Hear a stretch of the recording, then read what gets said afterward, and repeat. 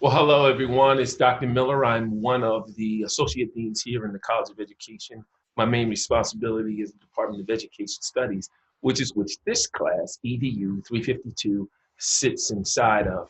I want to do a real quick video for you to talk about the lesson planning template in EDU 352. So this lesson planning template is part of a unit plan. So the unit plan, I think what you do in week 2, where you just kind of outline what the lessons are going to be in your unit. Now you're going to get into more details with each of the individual individual lessons in the unit. And you're going to use this template to describe how you're going to teach this lesson. So I'm going to go ahead and share my screen so that we can look at the template together. And you should be seeing the template now. So one thing to understand about a lesson plan, you want to create your lesson plan so that in the event that you're not in the classroom, for some reason, any person can walk in, any substitute, and can follow your logic in your lesson plan to teach those students what you intended to teach them if you were there. So this KUD, or knowledge, what students will know, what students will understand and be able to do, lesson plan and template is what we'll use throughout our Ed Studies program here at Ashford. So the first thing you're going to want to do is, list the grade level and explain why this lesson is designed for that grade level. Now we're going to do a little bit more than you actually do in a classroom, but right now, just why do you think this lesson meets this grade level? Why is it so appropriate for them and something that they need to learn? And then you get into your instructional model.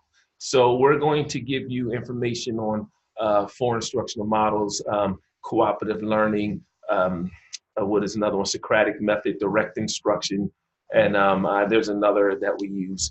And we'll tell you those, we'll give you information, you'll choose one of those 4 instructional models, and you'll tell us why that model will fit this lesson. Then your standards, whether you're going to use Common Core standards or your state standards, doesn't matter to us. Just make sure you include all the nomenclature. So usually it says, some letters, then it'll say math or English language arts, and then it'll have dot and some other letters. Make sure you put all of that there and the full explanation of what the standards are. It's important to know exactly what you're teaching and be able to verify that. And then your objectives. Again, I already said those your K objectives, you're going to give 2, what students will know after the lesson's taught. You're going to give 1, what students will understand after the lessons is taught, and 2, what students will be able to do after the lesson is taught. So you'll write them as the student will be able to, the student will know, the student will understand, and make those very clear so that you can measure if the student is mastering those things after you taught the lesson. Speaking of measurement, now we get to the assessment plan. So we start with the formative assessment. Remember, formative assessment is assessment that happens as knowledge is forming. So it's the spot checks that you can do at any point during the instructional process to understand and see if students are learning what you want them to learn as you're teaching. So if you're walking around and you're listening to small groups talk and you ask them little small questions, that's a formative assessment.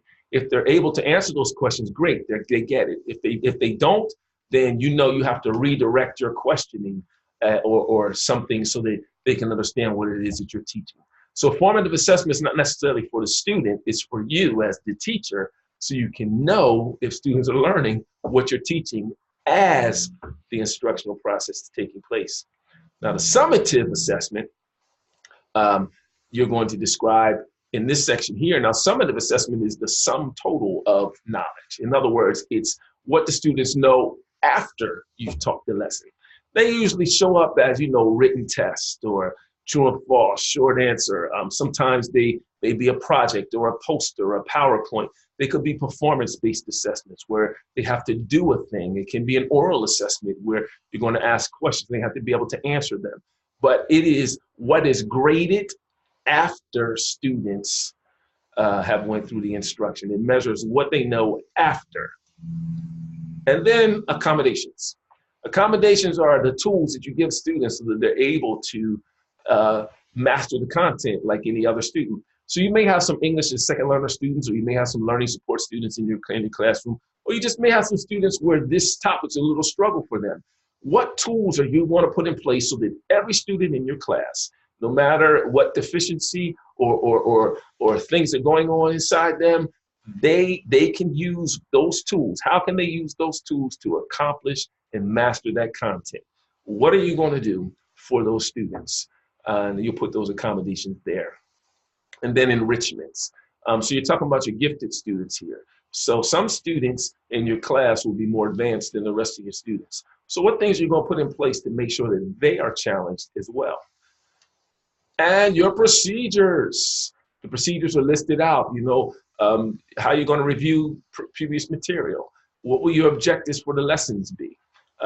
So how are you going to present those objectives to the students? Present, because you already wrote them up top. So how are you going to present them now? How are you going to present this new material? What are the steps going to be? What's going to look like? Are they going to work together? Is it going to be a project? Are they going to have to read something and then tell about it? Do they listen to something, watch something? What is the activity? What will it look like, your instruction? And then what will your practice look like? How are they going to practice what you just taught them? And how they're going to, of course, with you, guided practice. And then how will they practice that by themselves so that you can spot check it to make sure that they mastered that content for themselves. And then what are your technology tools? What tools are you going to use? What technology will you use in this lesson to reinforce the instruction so that it seals the deal for them and is more enjoyable and more attainable? So in essence, you guys, that is the lesson plan template that we're using. It's not too difficult, but it's pretty detailed, and it should help you outline exactly what's going to happen in each of the lessons inside of your unit. Remember, a unit is an overall outline of what you want to teach. Those lessons are inside the unit. It's usually 3 to 5 lessons in a unit. And the lesson planning template is more detailed. What exactly are you going to do for each of these lessons so that you can make sure students are mastering the content for each lesson and therefore the unit? So if you have any questions, as usual, reach out to your instructor as soon as you have a question and as often as you have a question. And if you can't get to your instructor, get to me. I am Newton.Miller, that's NEWTON.Miller, MILLER, at ashford.edu. You can always contact me if you can't get your instructor, and I'll make sure they get in contact with you. You guys make it a great day, or not, because that choice is always yours.